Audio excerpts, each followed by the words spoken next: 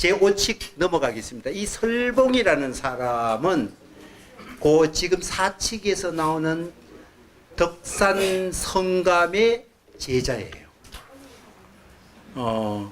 그 덕산 성감 스님이 이 설봉과 만나는 얘기에도 이 칙하고도 관계가 있으니까 배경 설명을 좀 드리겠습니다. 설봉 스님도 우리 여기에 우리 교재에도 거기에 보면은 3번 투자산에 가고 9번 동산에 갔다. 이 설봉 스님의 수행 과정 속에서 아주 대표적으로 기술될 정도로 수행에서 많은 사람을 찾아보고 노력했던 그래서 성실한 수행승이에요. 이 설봉 스님이. 그 9번 동산 양계 스님인데 찾아갔을 정도인데 한 번 또 가면은 이 양반은 맨날 밥 짓는 일을 도맡아가 소임을 맡아요. 성실하게. 그래서 동산 양계 스님인데 이제 뭐 아마 마지막쯤 됐을 거예요. 거기서 맨날 밥 짓는 일을 하고 있다가 어느 날 저녁에 밥 짓는 일을 보고 동산 스님이 와서 지금 뭐 하는가? 밥 짓고 있습니다. 그러니까 밥 짓는 걸 보고 모래를 씻어서 모래 쌀을 씻는데 그러니까 모래를 씻어서 쌀을 버리는가, 쌀을 씻어서 모래를 버리는가 그렇게 질문을 해요. 그러니까 둘 다 버립니다. 그러니까 그러면 둘 다 버리니까 뭘 먹으려고 그러니까 그 자리에서 그냥 그 쌀 씻는 걸 다 뒤엎어 버려요. 그 뒤엎어 버리고 하는 것을 보니까 그대는 덕산과 인연이 있다. 덕산을 찾아보라. 그래서 덕산 스님으로 가요. 덕산 스님인데 가서 제가 이제까지 내려오는 그 선법의 종승을 제게도 있습니까? 선법의 어떤 큰 줄기를 내가 받을 만한 영향이 됩니까? 그런지 그 소리 하자마자 덕산의 장기가 뭐예요? 한 방 때리죠. 팍 때리니까 한 대 두드려 맞고 좀 깨쳐요. 이상하게도. 좀 이 선사들 이야기하면 너무 황당하죠. 그런데 이 덕산 스님 밑에서 이 설봉 스님이 자기 사형이 아주 훌륭한 사형이 하나 있어요. 그게 암두전활이라는 사형하고 둘이가 어디에 갔다가 눈이 많이 와서 그 오산이라는 지역인데 머무르게 됐어요. 그 머무를 때 둘이 이제 사제간에 도란도란 얘기할 때 제가 덕산 스님을 모시게 된 여러 가지 사인데 그때 제가 오자마자 그 물을 때 한 방 되게 두드려 맞았는데 그때 시커멓은 그 캄캄한 도에서 밑이 훅 빠진 느낌이 들었습니다. 이러니까 그 선배인 사형이 모름지기 바깥에서 들어오는 거는 바깥에 들어오는 거는 그건 하나도 귀한 보배가 아니다. 너의 가슴에서 우러나온 것이 바깥으로 나와서 하늘을 덮고 땅을 덮어야 그게 된다. 그러니까 거기서 진짜 제대로 더 깨달은가 봐요. 그래서 그만 그 자리에서 선배인데 절을 하고 사형 오늘에야 비로소 제가 깨쳤습니다. 하는 얘기의 당사자예요. 이 설봉 선사가. 이제 그런 배경 얘기를 좀 참고로 하시고 수시를 읽겠습니다.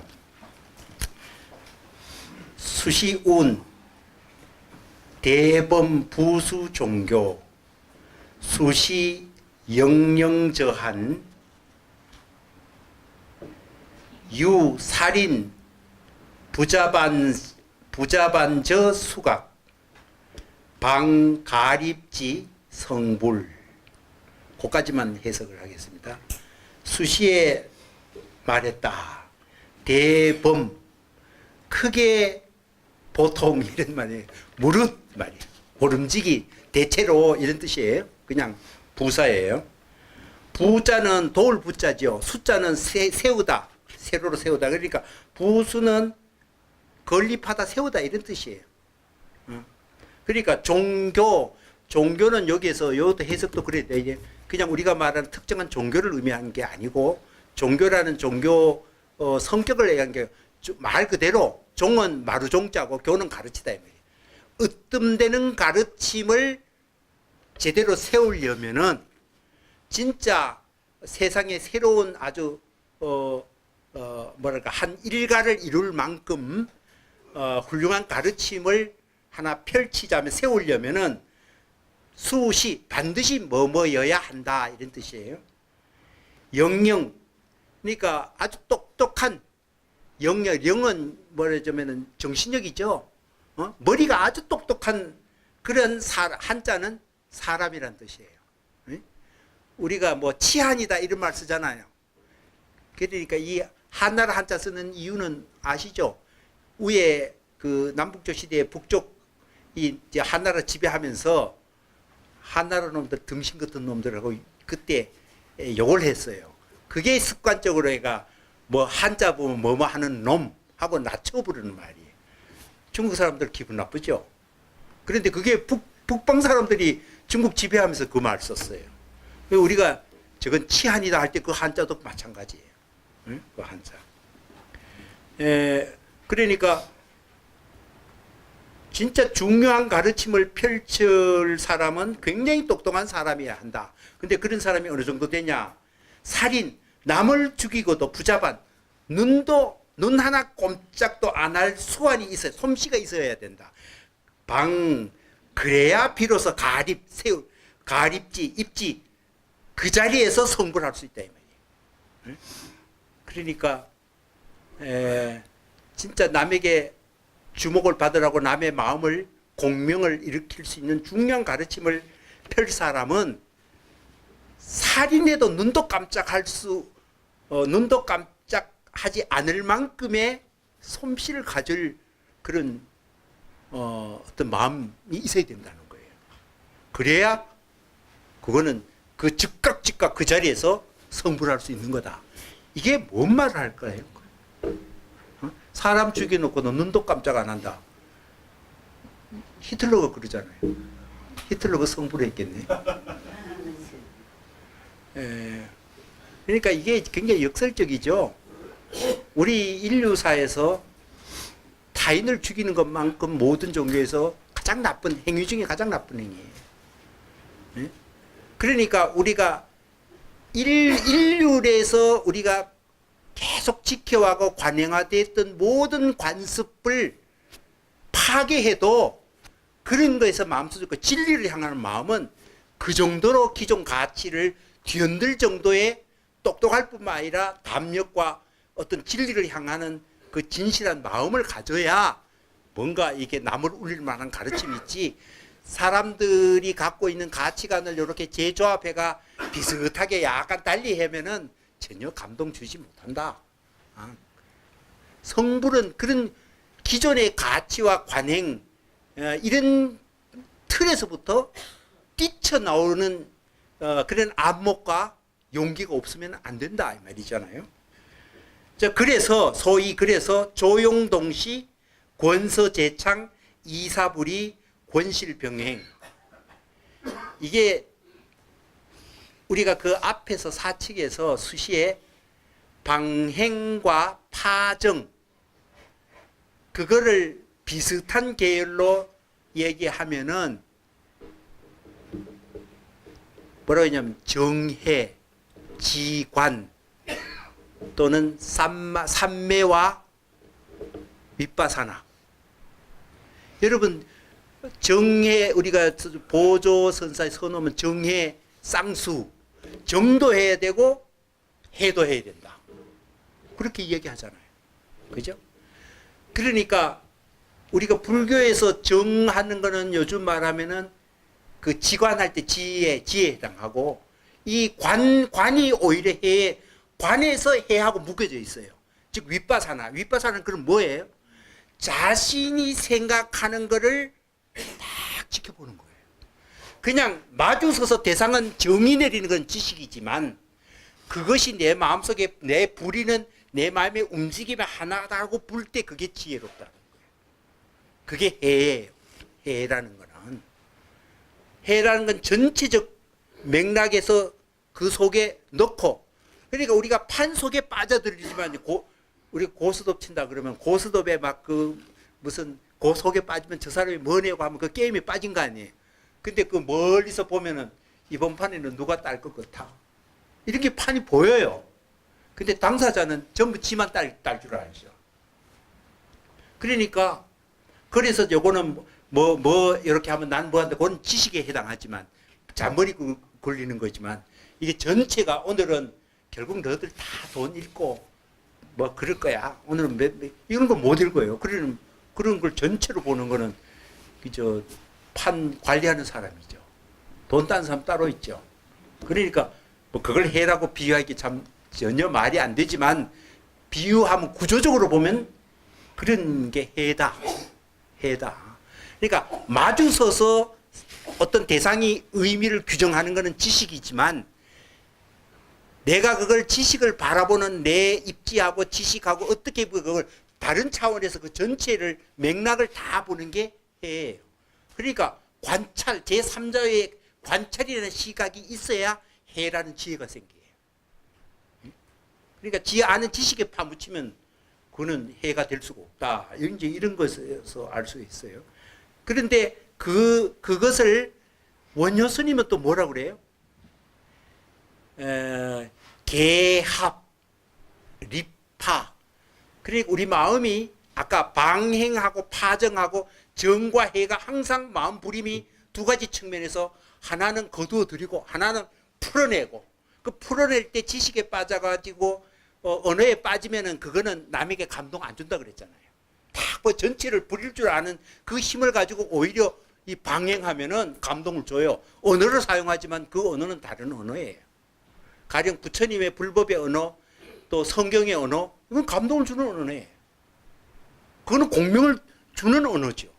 그래서 그런 것이 이제 방행, 파정, 정과 해, 거두어들임과 풀어냄, 이거 자유자재로 마음을 부릴 수 있다 이 말이에요. 그걸 여기서 비슷하게 원효 스님도 그걸 뭐라고 하냐면 열고 닫고 또는 세우고 무너뜨리고. 여러분이 세우면은 어떻게 돼요? 이거는 무너뜨리면 안 돼요.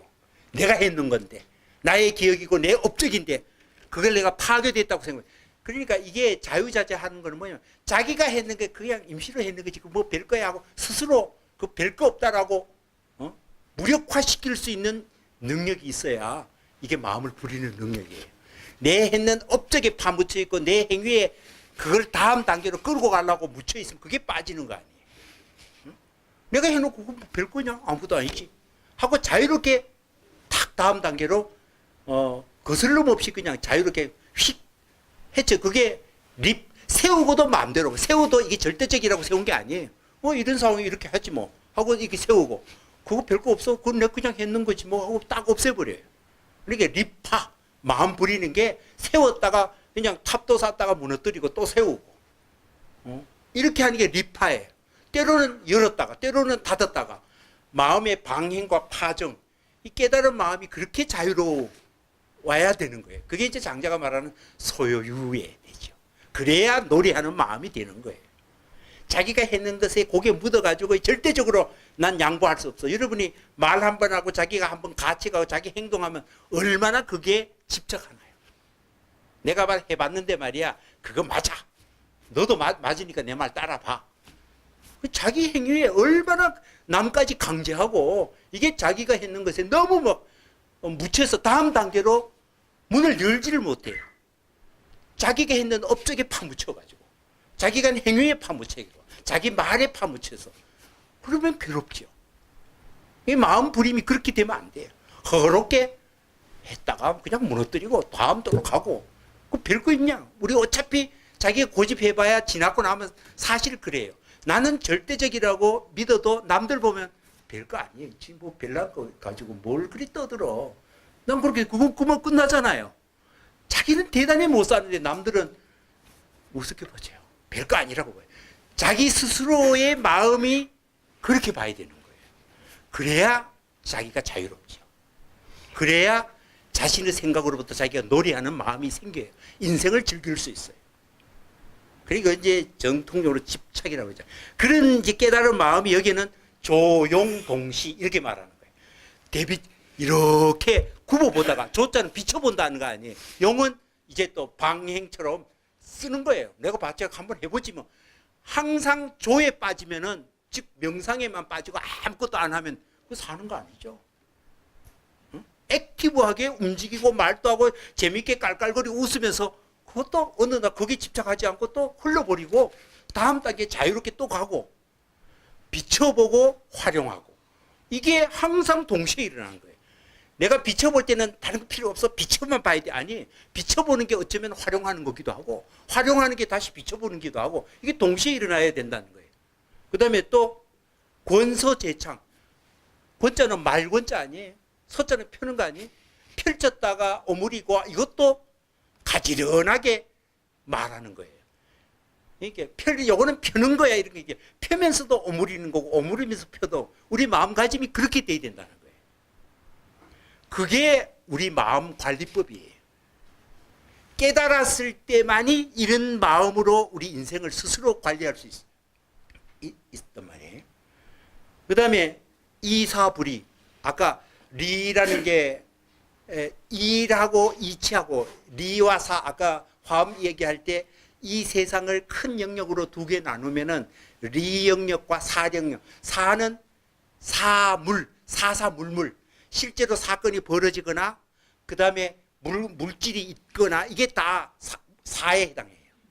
그런데 그 보이지 않는 그들 간의 관계의 상호작용이 있어요. 그게 리의 세계죠. 우리가 사물에만 빠져버리면 사물이 가만히 있나요? 서로 역동적으로 상호작용인데 상호작용 어떻게 공명하고 어떻게 서로 상호작용하고 이렇게 흘러가는가 상호작용을 우리는 안 봐요. 그 작용의 어울림을 보는 게 리의 세계예요. 그러니까 리와 사는 두 개가 아니다. 리가 따로 있고 사가 따로 있는 게 아니다는 게 리사불이에요. 그러니까 이 세상을 상직상입한다는 것, 사사무예한다는 것, 이런 상호작용의 부드러운 어울림의 관계로 계속 흘러간다는 것을 여유롭게 바라보는 게 이사, 그러니까 리가 사가 불이하다, 둘이 아니다라는 걸 바라보는 거예요. 근데 리다 사다라는 것도 우리 인간이 임시 방편으로 쓰는 하나의 말부림에 정하지 않죠. 리라는 게 절대적인 리의 개념이 이런 거다. 사의 개념이 임시적으로 얘기하는 거예요. 사라는 정의가 사람마다 다를 수 있어요. 뭐 대체로 그래 얘기하면 우리의 퀄리티, 우리 감각질이 대체로 내 감각과 비교가 이해가 되네. 공명하면 이해가 되는 거고 뭔 말인지 모르면 안 되는 거고 그렇죠. 그 리와 사를 각각의 절대화시키고 이 두 개가 논리적 관계가 없고 이게 있으면 저게 없다. 자꾸 그렇게 생각하지 말고 우리에는 서로 다른 존재들과 다른 영역들이 우리는 다른 것지만 사실은 함께 어울리고 역동적으로 상호작용하면서 흘러간다.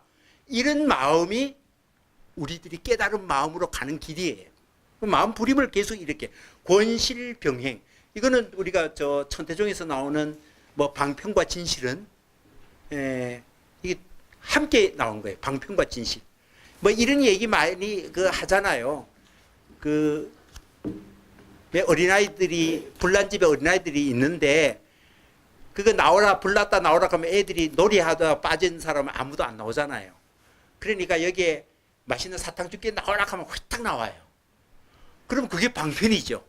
그러니까 정말 불꽃에서 나오게 하기 위해서는 방편을 써야 된다는 거예요. 그게 오히려 진실인데 사탕 없으니까 근데 불나서 불려나서 그 사실만 말하면 문제 해결 안 돼요. 그러니까 그 상황에 가장 맞는 효과적인 수단을 써야 되잖아요. 그게 오히려 진짜 진리라는 거예요. 그게 권실병행이라는 거예요.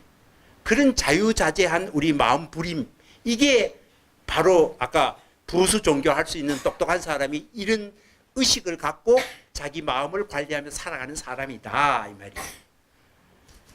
방과 일착은 한 걸음 물러나, 한 단계 물러나. 지금 앞에 1번 했는 거는 앞에 지금 건립 제2 두 번째 차원으로 한 단계 낮추어서 얘기를 한다면 다음과 같다. 그러면 앞에 차원은 뭐예요? 제1단계죠. 제일 하이 레벨 단계에서 얘기하면 이런 거다. 이 말이에요. 그러면 그 사람은 뭐냐? 조용히 동시하고 권서가 재창하고 이사가 불이하고 권실이 병행하는 그런 마음을 부릴 줄 아는 사람이 제1위제 사람이고 이건 하이 레벨의 사람이다. 그런데 그게 너무 어려우면 다음 단계 레벨은 이렇게 얘기할 수 있다 이 말이에요. 그거 어떠냐 하면은 방과 1착은 한 단계 낮추어서 풀어낸다 그러면서 풀어내고 양보해서 물러나서 건립 제2임은 두 번째 레벨의 세컨 레벨의 의미의 어떤 차원을 세운다면은 이 말이에요. 건립한다면은 직하 막바로의 절단은 끊어버리는 거죠. 갈등을 끊어버리고 단칼에 그냥 당장 갈등을 끊어버리고 하면은 끊어버리면은 이때 갈등이 뭘까요? 이제까지 우리가 이 선불교에서 이 갈등을 항상 선불교는 뭐예요? 우리 마음속에 일어난 사건을 항상 겨냥하고 비유해라. 그러니까 갈등은 마음의 갈등이죠. 이 갈등의 요소는 뭐예요? 언어잖아요. 그죠? 언어적 말부림, 언어 행위, 말, 이런 게 우리가 스스로 내부적으로 마음을 갈등하게 만들어요. 그러면 갈등을 없앤다, 단칼에 없앤다는 건 언어적 개념에 빠짐에서부터 벗어난다 이 말이에요. 그러니까 언어에 굉장히 언어라는 수단에 없으면 생각 한 발자국도 생각하지 못한 우리들에게는 이 말이 어렵죠. 그러니까 소학 초기는 직하의 절단 중요하면 갈등을 하면 즉 언어적 사유라든지 언어적인 어떤 마음을 쓴다 그러면은 그 황당해야 하니까 그러니까 후학 초기는 초심자들은 남이 주박은 물이 쭉 모이는데 배가 머무른다 이 말이에요.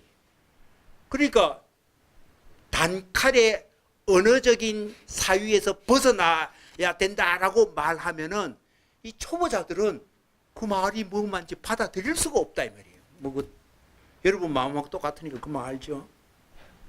그 다음에 말이 자기 일에 임마하는 것은 사불획이 지난날 이러쿵저러쿵 임마는 something 이 말이에요. 이렇게 저렇게 지난날 이렇게 그럭저럭 했는 것은 사부득이하고 똑같아. 형편이 사정이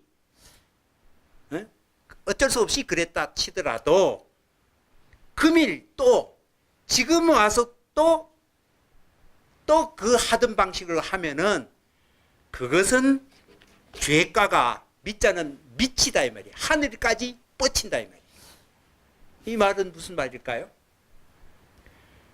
그러니까 우리가 살아온 방식에서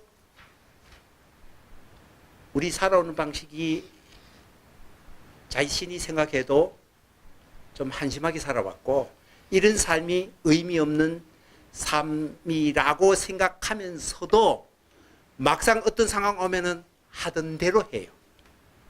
그죠? 그러니까 우리가 뭐를 한 걸음 나가 새로운 삶으로 탁 뛰어나가려면 지금까지 했던 것은 거기에 미련들이 그때 이렇게 해야 되는데 그건 누구 때문에 못했어.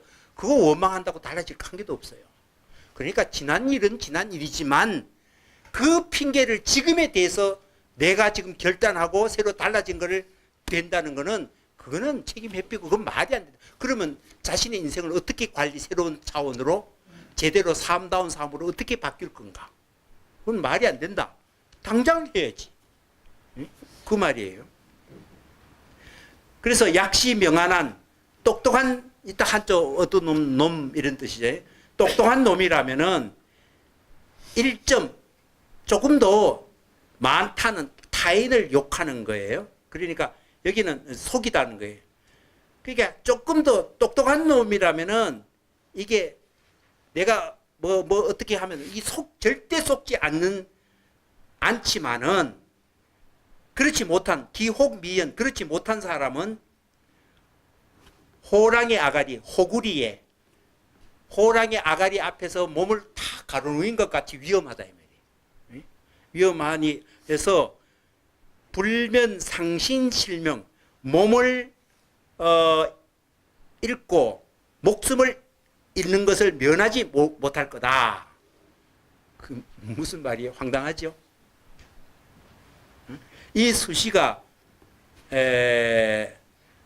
두 번째, 앞에 거는 이 선불교의 이상적 목표를 이야기했고, 그 정도 아니더라도 다음 칙을 알려면은 2단계 수준의 관점에서는 이걸 접근해야 된다. 그게 제 2문이에요. 그 다음부터. 그러니까 오리지널 진짜 좋은 대원칙은 앞에 거예요. 앞에 거. 조용동시하고 권서재창하고 이사불이하고 이런 마음으로 살아가는 사람이 깨달음을 얻는 사람이고 인생을 제대로 관리하는 사람이다. 이 말이고, 그 정도가 아니더라도 당장의 직하의 절단 갈등, 막바로 언어적 사유방식, 언어적 해석에 머리 굴리는 것을부터 탁 떨쳐내야 된다 이 말이에요.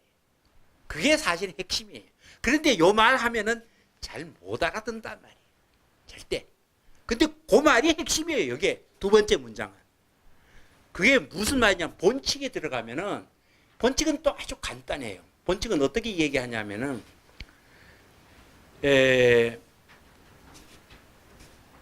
거기 본칙에 보면은 그 75페이지 있잖아요. 본칙에. 설봉 시중운. 설봉이 이제 대중을 향해서 법어를 했죠. 진대지 찰래. 온 대지를 다 해서 한국에 싹 찰자는 이렇게 굴려가지고 거둔다 이 말이에요. 촬영이라는 건 우리가 영상을 촬영하잖아요. 촬영은 영상을 캐치해서 주르륵 말아간다 이 말이에요. 촬이라는 건 주르륵 거들었고 몽땅 다 잡아가지고 영상을 다 잡아낸다 이 말이 촬영이잖아요.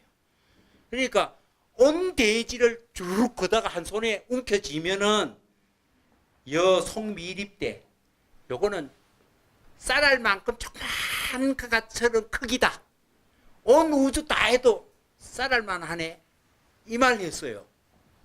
이 말 하고, 그런데 내가 포향 면전 너들 앞에 툭 던져도 칠통불에 캄캄한 어둠 속에서 도무지 뭔 말인지 이해 못할 거야. 요게 다예요. 그리고 그 다음에 보청고를 두드려가라, 북쳐라. 그러니까 너들 들을 사람 듣고 알 사람 알아라. 네가 알아서 해라. 그냥 이 상당 법어가 이 말이에요. 온 대지를 한 손에 턱 거두니까 좁쌀만 하더라. 쌀을만 하더라. 그런데 내가 이걸로 너희한테 턱 던지 너 못 알아 무슨 말인지 모르지. 이 말이. 황당하죠? 여러분 표정 보니까 진짜 황당해 하시네요. 그런데 수시에 보면 요 말은 적어도 뭐예요? 직하 절단 중 갈등. 요걸 가지고 봐라 이 말이에요. 다시 말하면 요걸 가지고 언어적 해석, 의미론적 해석을 그 말을 해석하면 안 된다 그 말이에요. 가이드라인이 그 말이에요. 다음 시간에 요걸 좀 더 세세하게 설명하겠습니다. 오늘 여기서 마치겠습니다.